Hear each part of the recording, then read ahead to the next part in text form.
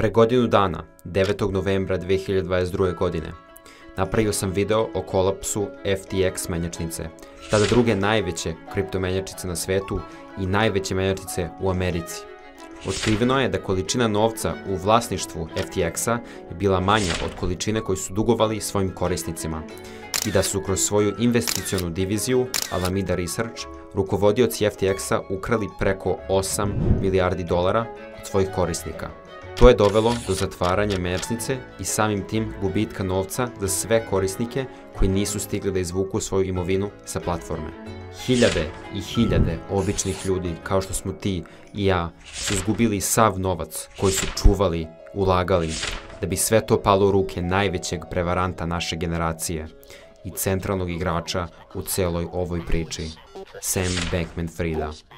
Ovo je FTX prevara.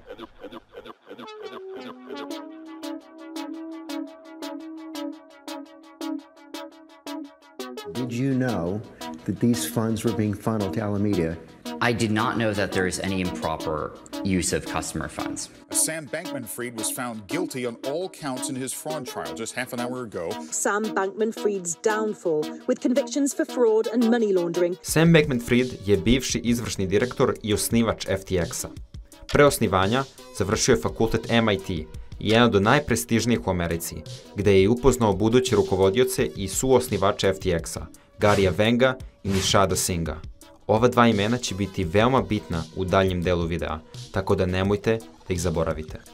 Sam Bankman-Fried je 12. decembra 2022. godine uhapšen u svom luksuznom stanu na Bahamima i 9 dana kasnije bio je vraćen nazad u Sjedinjene Američke Države. Sam se pojavio pred sudom dan kasnije, 22. decembra u New Yorku, gde mu je podignuta optužnica za novčanu prevaru, pranje novca i nezakonite donacije političkim kampanjama. Da, pored pranja i krađe novca od svojih korisnika, Sam je koristio taj novac da bi ga donirao američkim političarima. Sam je ukupno donirao skoro 100 miliona dolara političkim kampanjama. I to nije bilo slučajno. Sam je imao direktne veze sa političarima i to čak sa Garyjem Genslerom, glavom Američke komisije za hartije od vrednosti i najuticajnijom osobom za regulaciju kriptovaluta u Americi i time u celom svetu. O toj vezi između Sam Bankman-Frieda i Garyja Genslera sam takođe pričao u klipu koji sam izbacio ovog leta, koji se zove Kako Amerika pokušava da uništi kriptovalute. Jer ako je SEC-u toliko stalo da zaštiti investitore, onda bi nešto uradili povodom kolapsa i bukvalnog bankrota FTX menjačnice. Ali nisu. Zašto? Sigurno nema veze to što je Sam Bankman-Fried bio student na MIT fakultetu, dok je za to vreme Gary Gensler bio profesor na tom istom fakultetu. Sve to dok je Garyjev bivši šef, Glenn Ellison, otac Caroline Ellison, koja je devojka ili bivša devojka Sam Bankman-Frieda, koja je takođe bila i izvršni direktor Alameda Research kompanije. To je investitorska kompanija koja je dobijala većinu svog novca direktno od FTX-a. U svakom slučaju, očigledno je to da Sam ima veze sa političarima i to direktne veze. Ali šta je još zanimljivije je to da iza tih veza zapravo stoji Caroline Ellison. Caroline Ellison je veoma bitna osoba kada pričamo o Sam Bankman-Friedu.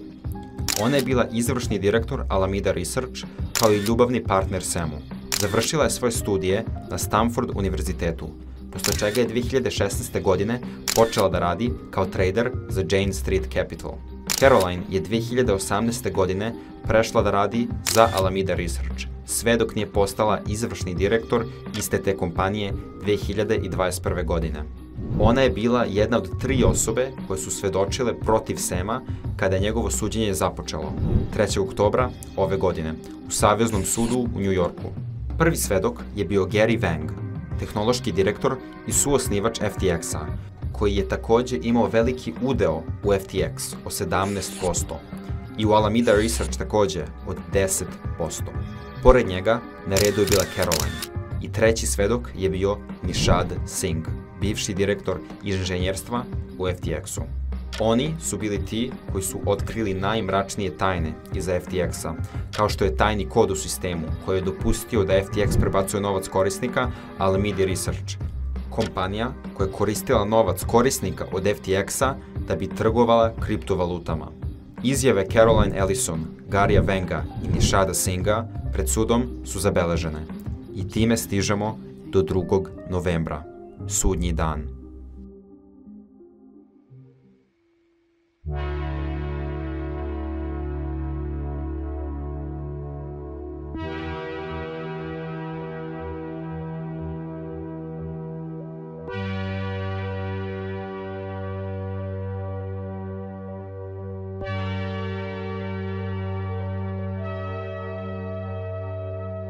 Novembra 2023. godine Sam Bankman-Fried je proglašen krivim. Federalni sud u Manhattanu osudio je Bankmana-Frieda po svih 7 tačaka sa kojima se suočio nakon suđenja kojim su tužioci izneli dokaz da je ukrao preko 8 milijardi dolara od korisnika FTX menjačnice iz čiste pohlepe. Samu preti maksimalna kazna od 115 godina u zatvoru. To stavlja Sama na drugo mesto za najviše godina dobijenih u zatvoru za finansijsku prevaru u Americi, odmah posle Berniea Madoffa, koji je dobio 150 godina iza rešetaka zbog njegove famozne Ponzi šeme. Odbrana ima vremena do 20. novembra da podnese žalbu protiv odluke suda. Tužioci će takođe imati vremena do 1. februara da pokrenu još jedno suđenje vezano za kršenje zakona o finansiranju političkih kampanji. 24. marta 2024. godine je očekivano da će sud doneti konačnu odluku o broju godina koje će Sam Bankman-Fried provesti iza rešetaka. Odluka suda će najverovatnije označiti da će Sam Bankman-Fried provesti ostatak svoga života u robiji.